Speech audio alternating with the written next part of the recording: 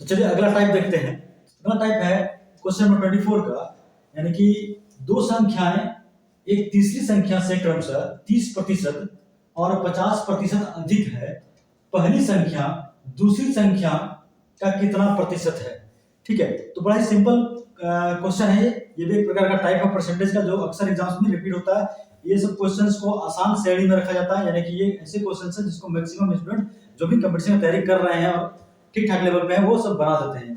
ठीक है, तो हम लोग इसको भी देखेंगे क्योंकि ये धीरे धीरे टाइप्स को हार्ड करते चलेंगे। ठीक है, तो चलिए देखते हैं, या बीच बीच में कोई ऐसा टाइप आएगा जो थोड़ा सा डिफिकल्ट होगा। तो ये क्वेश्चन है इसमें कि दो संख्याएं तीसरी संख्या में क्रमशः 30% और 50% अधिक है। तो यहाँ पर तीन प्रकार की संख्या है। तीसरी संख्या यानी कि जो तीसरी संख्या है इससे तुलना किया गया है, थर्ड नंबर से ही तुलना किया गया है। तो हम मान लेते हैं कि थर्ड नंबर जो है वो 100 है। ठीक है, अब जो क्रमशः आएगा ये फर्स्ट नंबर आएगा और ये सेकंड नंबर आएगा, यानी कि ये पहली संख्या होगा और ये दूसरी संख्या होगा। तो देखिएगा दो संख्या एक तीसरी संख्या, तो तीसरी संख्या यहाँ 100 हो गया। अब क्रमशः यानी कि पहली संख्या जो है वो 30% अधिक है, तो दूसरी संख्या यानी कि पहली, दूसरी नहीं पहली, तो पहली क्या हो जाएगा 130 और दूसरा नंबर पे आ रहा 50, तो दूसरी संख्या क्या हो जाएगा 150। ठीक है, तो ये तीनों संख्या हमारे पास हो गया। अब ये पूछ क्या रहा है कि संख्या पहली संख्या दूसरी संख्या का कितना प्रतिशत है। सिंपल है, पहली संख्या दूसरी संख्या का कितना प्रतिशत है, तो आप सिंपल इसको 130 को ऊपर लिखिए। ठीक है, और तुलना किससे हो रहा है 150 से हो रहा है। किसका तुलना कर रहे हैं, पहली संख्या का, यानी कि 130 का तुलना हो रहा है 150 से, तो 130 को ऊपर लिखेंगे 150 नीचे लिखेंगे और इसको काट देंगे, ये हो जाएगा 3। अब इसको देखिए ये तो कटेगा नहीं, तो यहाँ पर तो फ्रैक्शन में एक ही ऑप्शन है तो वही होना चाहिए 130 गुना 2 यानी कि 260/3। देखिए यही आंसर है इसका। ठीक है, 86.2/3 इसको सॉल्व कीजिएगा, 86.2/3 आएगा इसका आंसर। तो ये तो हो गया जब ये क्वेश्चन पूछा कि पहली संख्या दूसरी संख्या का कितने प्रतिशत है। कभी कभी ऐसा क्वेश्चन पूछता है, कभी कभी क्या पूछता है वो थोड़ा सा क्वेश्चन के लास्ट में, क्योंकि एसएससी का अक्सर अपने सवाल में क्या करता है लास्ट के जो टेल होता है यानी कि जो लास्ट में सेंटेंस ऐड किया जाता है उसी में आपको घुमाता है और फिर ऑप्शन में आपको वो फंसा लेता है, क्योंकि बहुत कम समय में आपको क्वेश्चन सॉल्व करना पड़ता है, दिमाग बहुत स्पीड में सोच रहा होता है उस समय। तो देखिए एसएससी कैसे आपको क्वेश्चन में घुमा सकता है। ठीक है, इसी क्वेश्चन में आपको किस प्रकार से वो घुमा सकता है, वो क्या पूछ देगा पहली संख्या दूसरी संख्या का कितने प्रतिशत है, ये ना पूछ करके वो ये पूछ देगा कि दूसरी संख्या पहली संख्या से कितने प्रतिशत अधिक है। ठीक है, ध्यान से पढ़ना होगा आपको क्वेश्चन के लास्ट पार्ट को कि दूसरी संख्या जो है वो पहली संख्या से कितने प्रतिशत अधिक है। तो कितने प्रतिशत अधिक है करना ये है। ठीक है, करना ये बस देखना है कि ये इससे कितना ज्यादा है, तो 20 ज्यादा है। ठीक है, यानी कि दूसरी संख्या जो है वो पहले से कितना ज्यादा 20 ज्यादा है, तो हम क्या करेंगे 20 को ऊपर लिखेंगे। ठीक है, 20 को ऊपर लिखेंगे और किससे तुलना किससे ज्यादा है, पहली से ज्यादा यानी कि 130 से ज्यादा है। ठीक है, 130 से ज्यादा है तो 130 को नीचे लिखेंगे और इसको काटेंगे। ठीक है, ये हो जाएगा 200/13 यानी कि 200/13। तो ये इसको सॉल्व कीजिएगा तो आपको आ जाएगा 15 पूर्णांक यानी कि 15 गुना 13 195 और फिर यहाँ पर 5/13, ये आपका आंसर आ जाएगा। ठीक है, तो इस प्रकार से क्वेश्चन के टेल में यानी कि उसके लास्ट पार्ट में आपको घुमाया जा सकता है। ध्यान रहे क्या पूछेगा वो, एक तो पूछने का तरीका ये हुआ पहली संख्या दूसरी संख्या का कितना परसेंट है, डायरेक्ट क्वेश्चन हुआ। दूसरा पूछने का तरीका ये हो सकता है कि दूसरी संख्या पहली संख्या से कितने प्रतिशत अधिक है। ठीक है, ऐसा भी पूछ सकता है, या फिर आपसे ऐसा भी पूछ सकता है कि पहली संख्या दूसरी संख्या से कितने प्रतिशत कम है। ठीक है, यानी पहली संख्या दूसरी संख्या से कितने प्रतिशत कम है। इसको कैसे सॉल्व करेंगे, यहां देखिए कमी तो 20% का ही है, मतलब 20 का ही है, कमी कितना है 20 का ही है, तो 20 ही लिखेंगे। अब तुलना किससे हो रहा है, तो इस क्वेश्चन में जब हम पहली बार बोले तो इससे तुलना कर रहे थे 130 से। ठीक है, कि दूसरी संख्या जो है वो पहली से कितना अधिक है। अब क्या बोल रहे हैं कि पहली जो है वो दूसरी से कितना कम है, तो यहाँ तुलना किससे हो रहा है, दूसरी से हो रहा है। तुलना किससे कर रहे हैं, दूसरी से, यानी कि पहली संख्या दूसरी से कितने प्रतिशत कम है। तो यहाँ देखिए कितना नंबर कम है, तो 20 कम है और किससे कम है, तो 150 से, यानी कि दूसरी संख्या 100 काट दीजिए, ये 3 और ये 2, यानी कि 40/3% इसका आंसर हो गया। तो एक ही क्वेश्चन में आपने 3 तरीके से उसके पूछने के तरीके को देखा। ठीक है, क्वेश्चन यही रहेगा, यहां तक तो क्वेश्चन यही रहेगा, सिर्फ ये जो लास्ट का टेल होता है इसका, इसमें चेंज करते जाता है वो एसएससी। ठीक है, तो इसको समझना होगा, नहीं तो आसान क्वेश्चन अक्सर लड़के गलती करके आते हैं। अक्सर बहुत सारे स्टूडेंट होते हैं जो आसान क्वेश्चन ही गलती करके आते हैं, हार्ड क्वेश्चन तो वो लोग पूरा ध्यान से बनाते हैं, आसान क्वेश्चन में ही मतलब कि ओवर कॉन्फिडेंस में गलत हो जाता है, वो पढ़ नहीं पाते हैं लास्ट का पार्ट, वो पूछ क्या रहा है और बस कुछ पैटर्न के क्वेश्चन बनाए होते हैं, बस उसी पैटर्न सोचता है वही ये क्वेश्चन है, उसी प्रकार से बना के चले आओ, वहां पर क्वेश्चन का टेल में चेंज कर देता है वो। ठीक है, तो इस तरह से ध्यान रखना है क्वेश्चन को पढ़ते समय। ठीक है, आसान क्वेश्चन यहाँ डील कर रहा है, और आसान क्वेश्चन में आपको कैसे एसएससी फंसाता है वही बात को बताने के लिए ये क्वेश्चन डील किया जा रहा है। ठीक है, क्योंकि नॉर्मलाइजेशन में आसान क्वेश्चन अगर गलत हो जाए तो आपका ग्राफ बहुत तेजी से नीचे गिरता है। तो अगला क्वेश्चन देखते हैं। अगला क्वेश्चन जो है, यदि दो संख्या एक तीसरी संख्या की क्रमशः 28% और 70% हो, यानी है, तो पहली संख्या दूसरी संख्या के कितने परसेंट है।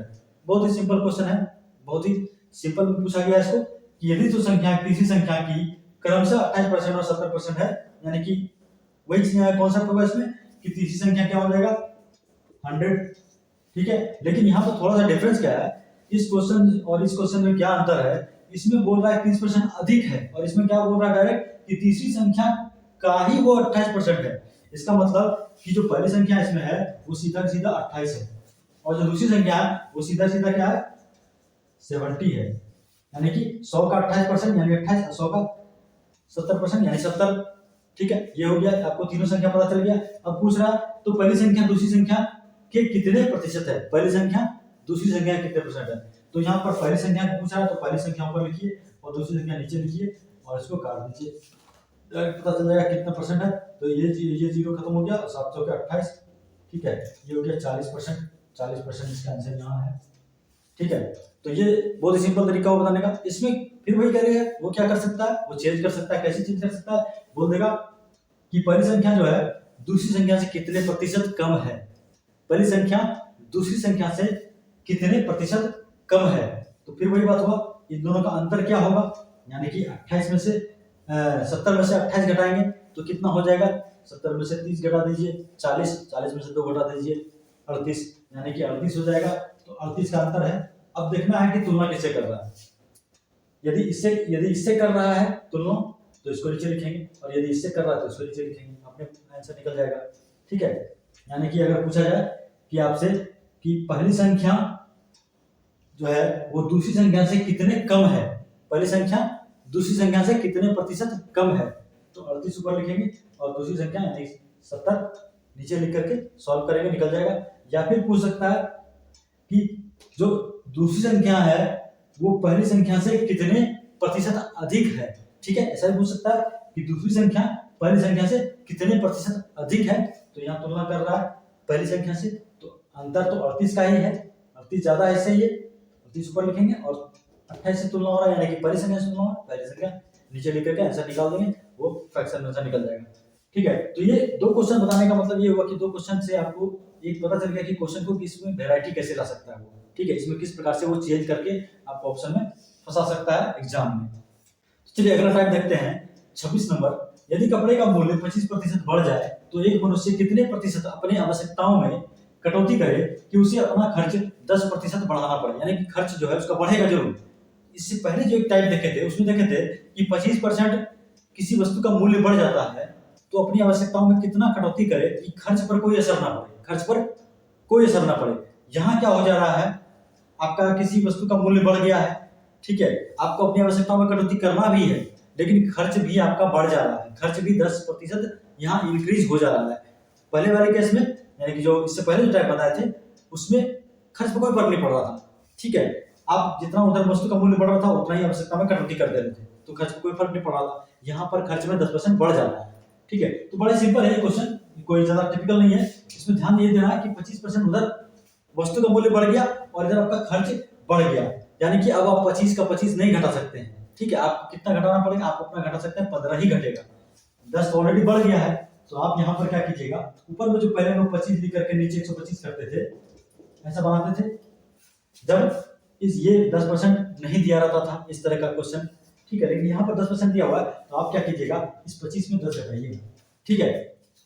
इस 25 में यानी कि आपका जो खर्च बढ़ रहा है उसको यहाँ पर माइनस कर देना है, तो ये हो जाएगा 15/125 गुना 100, ये 15 कट, ये इसको कट लीजिए, ये हो गया 4 बार में, अब ये हो गया 5 बार में, 25 पंचे 125 और 25 चौके 100, आई 5 15 कट गया 3 बार में, यानी कि 12% का यहाँ पर आवश्यकताओं में कटौती करेगा। यानी कितना कटौती करेगा वो, 12% का कटौती करेगा। तो बड़ा सिंपल कॉन्सेप्ट है इसका, एक बार फिर से समझ लीजिए कि 25% बढ़ जा रहा है, आपका खर्च आपको बढ़ाना पड़ रहा है 10%, तो हम क्या करेंगे, उस 25 में से 10 घटाएंगे, उसको ऊपर लिखेंगे, ठीक है, और बाकी नीचे 125 लिखा जाएगा, क्योंकि 25% का तो इंक्रीमेंट हो ही रहा है और हम कम कर पा रहे हैं सिर्फ 15, क्योंकि 10 तो हमारा ऑलरेडी बढ़ जा रहा है, ठीक है। पहले क्या था कि 25 में 25 कम कर देते थे, इसलिए 25 ऊपर लिखते थे और नीचे 125 लिखते थे।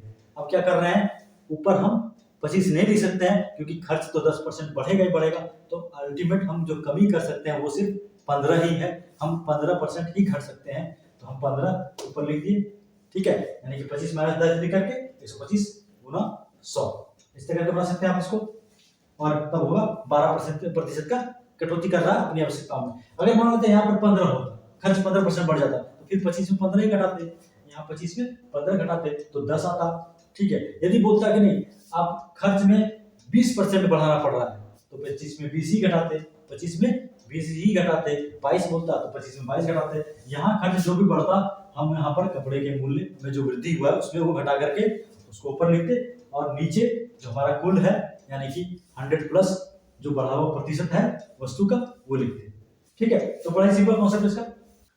चलिए अगला क्वेश्चन देखते हैं 27 नंबर का, ठीक है। तो 27 नंबर के क्वेश्चन में क्या है, एक विद्यार्थी ने किसी संख्या को 5/3 से गुणा करने के स्थान पर इसे 3/5 से गुणा कर दिया, तो जो भी त्रुटि हुआ, क्या त्रुटि प्रतिशत रहा, वही निकालना है आपको, ठीक है। तो इस प्रकार के क्वेश्चन में करना यह होता है कि जो आपका रियल वैल्यू है, यानी कि जिससे आप गुणा करना था, जिससे आपको रियल में गुणा करना था, उसको आप डिनोमिनेटर में लिखिएगा, ठीक है। जिससे आपको रियल में गुणा करना था उसको डिनोमिनेटर में लिखना है, और जिससे आप गलती से गुणा कर दिए वो आपको ऊपर लिखना है, ठीक है। और इसको 100 से मल्टीप्लाई कर देना है प्रतिशत निकालने के लिए। अब इसको सॉल्व करेंगे तो ये आएगा 3/5 और ये हो गया 3/5 और ये 100 हो गया, ठीक है। इसको काटिए 25 और 25 चौके 100, अभी 4 बार बनते 36। यहाँ देखिए अब ये 36% आया है, ठीक है। यानी कि जो रियल वैल्यू था, यानी कि ये 100% था, इससे सही होता 100% सही होता, लेकिन आपसे गलती क्या हो गया, आपने ऐसा गलती कर दिया कि वो आंसर आ गया 36%, ठीक है। आप क्या कर दिए, आपको इससे गुणा करना था, 100% सही आंसर आता, लेकिन आपने इससे गुणा कर दिया और ये आपका आंसर को ले आया 36% पे। यानी कि आपसे कितना गलती हो गया, 100 में से 36 घटा देंगे, यानी कि 64% का आपने त्रुटि कर दिया, ठीक है। आपने मिस्टेक कर दिया, कितना का, 64% का मिस्टेक कर दिया। ध्यान दीजिएगा ये 36 आपका ऑप्शन में दिया रहेगा, यानी यहाँ नहीं दिया हुआ है, लेकिन 36 भी ऑप्शन में दिया रहेगा। हड़बड़ाहट में 36 आंसर निकले और 36 वहां नहीं लगा देना है, क्योंकि 36 जो आया है वो घटा हुआ वैल्यू है, वो घट के आया है, उसको आना था 100%, लेकिन वो आ गया 36, ठीक है। उसको 100% आना था लेकिन वो आ गया 36, इसका मतलब आपने त्रुटि कितना किया, आपने त्रुटि किया 64% का, ठीक है। क्योंकि 100 में से जब 36 घटाएंगे तो वो 64 बनेगा।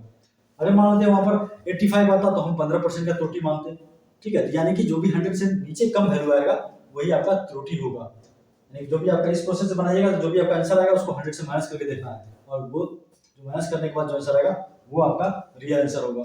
एक तरीका और है बनाने का, आप इसमें से इसको घटा लीजिए, ठीक है। यानी कि 5/3 में से 3/5 को घटा लीजिए, तो ये भी करके देख लेते हैं, ठीक है। यहाँ घटा लीजिए आप,